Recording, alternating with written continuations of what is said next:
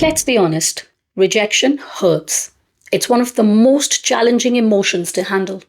It doesn't matter if it's from a friend, a family member, or a romantic partner. Each type of rejection can be uniquely painful.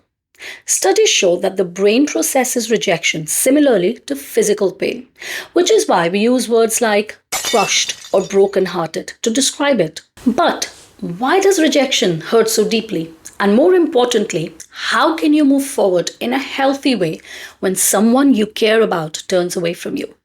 If you want to know that, keep watching this video. Hey there, welcome back to my channel. If you're new here, I'm Nidhi Kapoor. I'm a certified life coach and a hypnotherapist. And in today's video, we'll talk all about rejection. Rejection hurts deeply because as humans, we're wired for connection. When someone rejects us, we don't just lose that person. We feel as if we're losing part of our own identity, our sense of belonging, or even our sense of self-worth. Let's break down how rejection affects us in different types of relationships and how to deal with it. Rejection from a family member, such as a parent or sibling, can be one of the hardest to deal with. Family is often seen as people who should always accept and love us, no matter what. So when we face rejection here, it can feel like a betrayal of that fundamental bond. How do you cope with this rejection? Acknowledge the hurt. Recognizing your feelings without judgment is a key here. Understand that the pain you feel is valid, and it's okay to grieve the loss of connection or acceptance. Reframe that rejection. Sometimes family members may reject us because of their own limitations rather than something inherently wrong with us. Realizing that their rejection may stem from their fears, insecurities, or inability to understand can help distance yourself emotionally. And focus on your chosen family. Surround yourself with supportive friends or mentors who provide the acceptance and love you're missing from your biological family. You see, this can help reduce the sting of rejection and reaffirm your sense of belonging. Losing a friendship can feel just as painful as the end of a romantic relationship. Sometimes friendships end due to friends growing apart, misunderstandings, or betrayal. How do you cope with this? Well, first of all, communicate openly. If you feel the friendship is worth saving, have an honest conversation. Sometimes misunderstandings can be cleared up and the friendship can be salvaged. Accept the natural end of friendships. Friendships evolve as people grow. It's important to recognize that some friendships are meant for a season. The pain is real, but accepting that this is a natural part of life can ease the process of moving on. Focus on your personal growth. Use the end of a friendship as an opportunity to reflect on what you want from future friendships and how you can build stronger, healthier connections moving forward.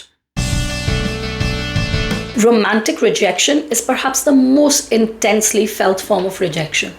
The emotional bond formed in a romantic relationship often makes it difficult to disentangle our self-worth from the relationship itself. But how do you cope with this? Don't internalize the rejection for a start. It's easy to fall into the trap of believing that romantic rejection is a reflection of your personal flaws. Remember that relationships are complex, and the rejection often has more to do with the compatibility that you have than your value as a person. Learn from the relationship. Take time to reflect on what worked and what didn't. Use it as a learning experience, not just for your future relationships, but also to understand your own needs and patterns better. And also give yourself time to heal. After romantic rejection, it's normal to feel a range of emotions: sadness, anger, confusion. Allow yourself to go through these emotions without rushing the healing process. Rebounding too quickly can prevent proper emotional closure.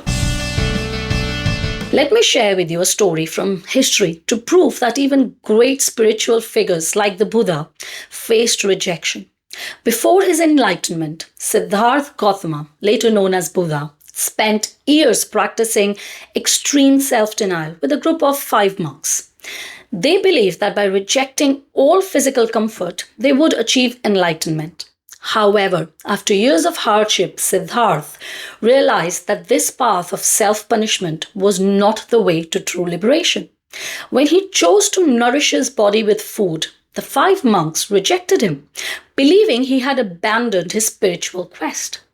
Now, rather than let their rejection define him, Siddhartha stayed committed to his path, meditated alone, and eventually reached enlightenment. Afterwards, he returned to the same monks who had rejected him and shared his teachings with them. Instead of harboring resentment, he showed them kindness and gratitude, knowing their rejection was based on their own limited understanding. Remember, the rejection you face today does not define your future. Rejection can be used as a stepping stone for personal growth. Sometimes it even creates the space you need for true transformation, as it did for the Buddha. Don't let someone's inability to see your potential hold you back. Use that rejection as a fuel to continue your journey. When we experience rejection, it's not just about the loss of the relationship or the opportunity. It's also about what the rejection says to us about our value in the social world. Rejection taps deep into our need for belonging, making us feel excluded and questioning our worth. This is why rejection can lead to rumination, which is repeatedly thinking about what went wrong or why we weren't good enough. However, it's crucial to remember that rejection is often subjective and doesn't necessarily reflect your value. The other person's response may be influenced by factors that are completely unrelated to you, such as their own insecurities, personal history, or the situation they're currently in. And here are 5 steps to deal with rejection in a relationship effectively. Number 1, challenge your thoughts. When you face rejection, your mind may jump to conclusions about your worth.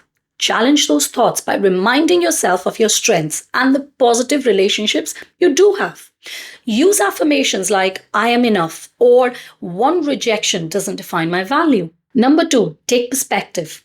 Remember that rejection often says more about the other person's needs and wants than about who you are.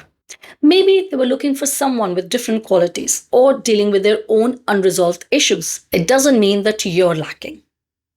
Number 3, stay busy and focus on self-care. After a rejection, it can be helpful to refocus your attention on activities that bring you joy or fulfillment. Self-care is crucial in these moments, whether it's exercising, spending time with friends, or picking up a hobby that reminds you of your strengths. Number 4, seek social support.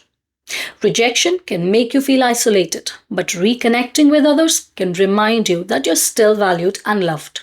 Spend time with supportive people who remind you of your worth. And number 5, reframe rejection as redirection. Often, rejection is not a dead end, but a detour to something better.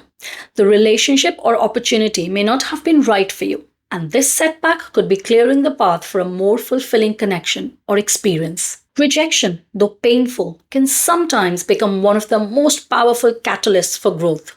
It doesn't diminish your worth. If anything, it can help reveal your true potential.